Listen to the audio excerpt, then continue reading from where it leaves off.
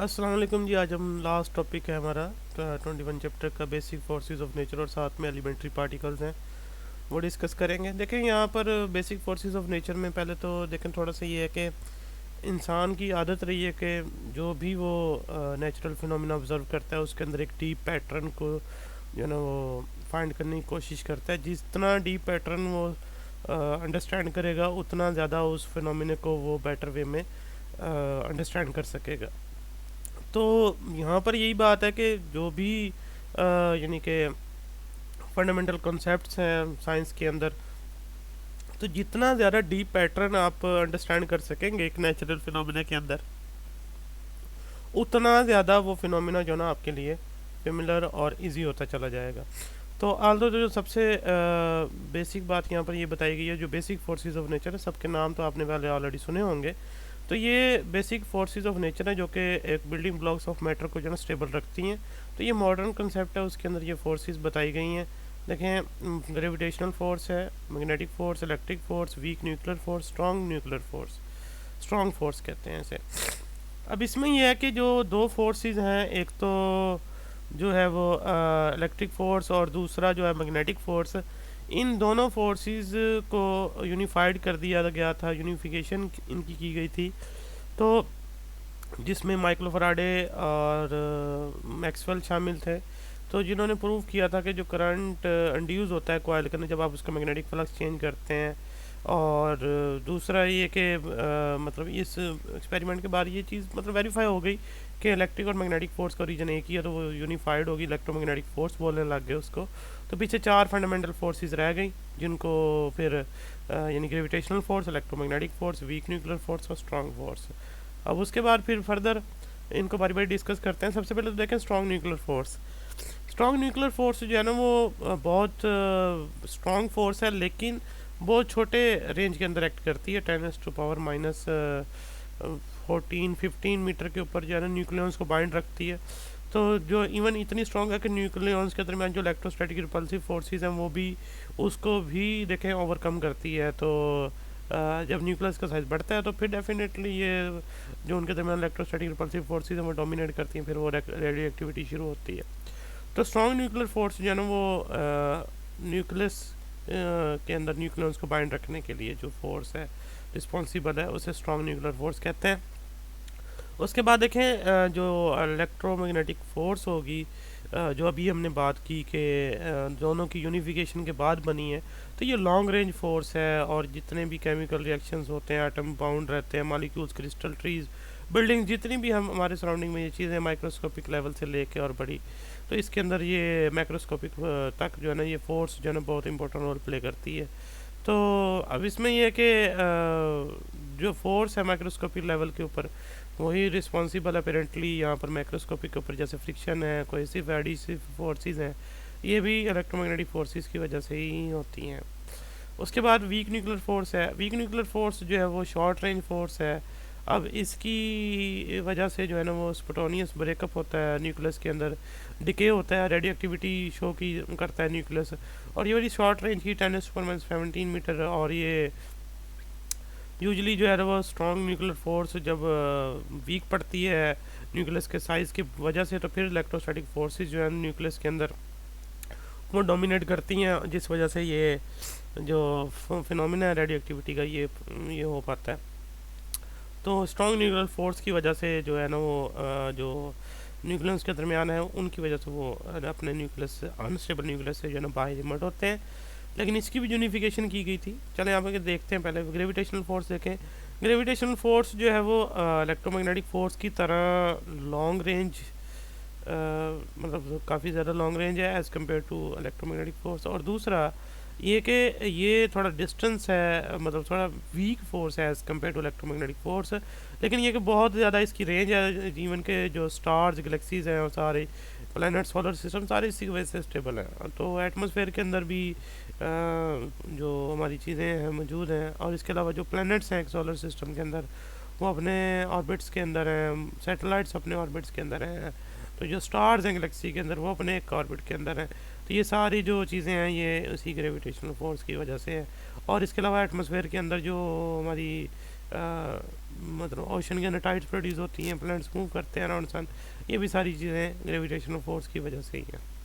बाकी अब यूनिफिकेशन एक और की गई जिसमें इलेक्ट्रोमैग्नेटिक फोर्स और वीक न्यूक्लियर फोर्स जो है उसको यूनिफाई किया गया 1979 के अंदर, और इसमें एक हमारे पाकिस्तानी साइंटिस्ट भी शामिल थे, अब्दुल सलाम उनका नाम था। तो बाकी ये दोनों भी थे, वाइनबर्ग और ग्लाशो।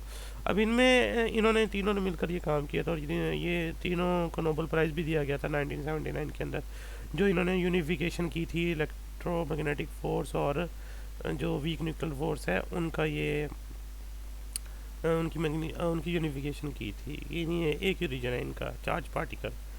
अब ये 100 ईयर बाद हुई थी पहली यूनिफिकेशन के। तो अब यूनिफिकेशन जो है इलेक्ट्रो न्यूक्लियर फोर्स, मतलब फर्दर ये एक्सेप्टेड है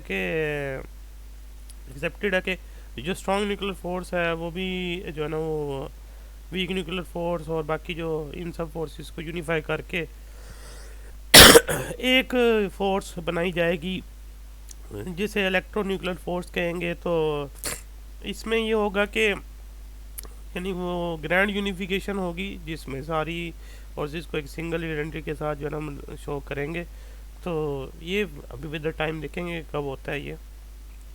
और उसके बाद base building blocks of matter. तो तीन जो ग्रुप्स हैं एलिमेंट्स के, या सॉरी पार्टिकल्स के, जिनकी वजह से मैटर बना हुआ है, फोटॉन्स, लेप्टॉन्स और हेड्रॉन्स। इसमें फोटॉन्स तो क्वांटम मैकेनिकल ऑब्जेक्ट हैं जो कि बिल्डिंग ब्लॉक्स हैं लाइट के, एनर्जी के, यानी पैकेट्स हैं, क्वांटा कहा गया था इनको। और जो लेप्टॉन्स हैं वो एलिमेंट्री पार्टिकल्स हैं, बेसिकली प्योरली एनर्जी से बने हुए हैं। और जो हेड्रॉन्स हैं वो एलिमेंट्री पार्टिकल तो नहीं है, लेकिन एलिमेंट्री पार्टिकल से मिलकर बने हुए हैं जिनको क्वार्क्स कहा जाता है। और ये जो मैटर है जितना भी वो सारा, यानी कि अब इन्हीं के पे डिपेंड करता है, क्वार्क्स ग्रुप के ऊपर और लेप्टॉन ग्रुप्स के ऊपर, क्योंकि हाइड्रॉन्स के अंदर क्वार्क्स हैं और क्वार्क एलिमेंट्री पार्टिकल और लेप्टॉन इटसेल्फ एलिमेंट्री पार्टिकल्स हैं। तो ये दोनों ग्रुप जो है ना वो सारा मैटर बनाते हैं। तो अब नेक्स्ट देखिए, जो हाइड्रॉन्स हैं वो पार्टिकल हैं जो स्ट्रॉन्ग न्यूक्लियर फोर्स फील करते हैं, जिसमें प्रोटॉन, न्यूट्रॉन और मीजॉन्स, हाइड्रॉन्स वगैरह है। तो ये जो पार्टिकल्स हैं जिनका मास मतलब एक प्रोटॉन के बराबर या उससे ज़्यादा होगा उन्हें बैरियॉन्स कहते हैं। और जो लाइटर होते हैं इनसे, प्रोटॉन से, उन्हें मीजॉन्स कहते हैं। तो ये इनकी कैटेगरी है, यानी दो टाइप्स हैं इनकी आगे हाइड्रॉन्स के अंदर बैरियॉन्स भी होते हैं और मेजॉन्स भी होते हैं। जिनका मास प्रोटॉन से ज़्यादा होगा बैरियॉन्स होंगे, जिनका कम होगा वो मीजॉन्स होंगे। लेप्टॉन जो है वो तो फंडामेंटल एलिमेंट्री पार्टिकल्स हैं, वो स्ट्रॉन्ग न्यूक्लियर फोर्स फील नहीं करते, जैसे कि इलेक्ट्रॉन है, मुऑन्स हैं। तो ये जो है स्ट्रॉन्ग न्यूक्लियर फोर्स फील नहीं करते, यानी अगर न्यूक्लियस के अंदर डिके होता है और ये प्रोड्यूस होते हैं ना फ़ौरन बाहर आते हैं, ये इनके ऊपर स्ट्रॉन्ग न्यूक्लियर फोर्स एक्ट नहीं करती। ये पॉली एक्सक्लूसिव प्रिंसिपल को फॉलो करते हैं, ऑर्बिट्स में रिवॉल्व करते हैं इलेक्ट्रॉन खासकर। उसके बाद क्वार्क्स हैं।